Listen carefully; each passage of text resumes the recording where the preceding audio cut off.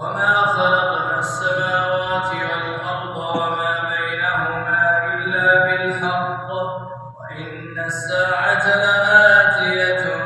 فاصفح الصفح الجميل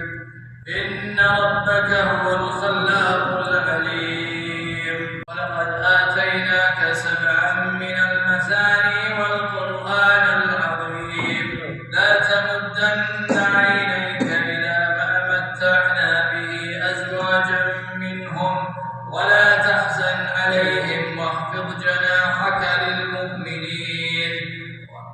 وقل إني أنا النذير المبين كما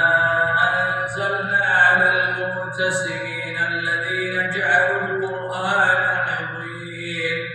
فوربك لنسألنهم أجمعين عما كانوا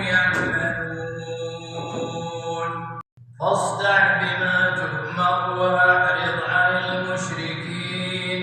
إنا كفيناك المستهزئين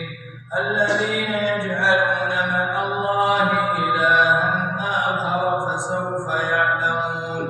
ولقد نعلم أنك يضيق صدرك بما يقولون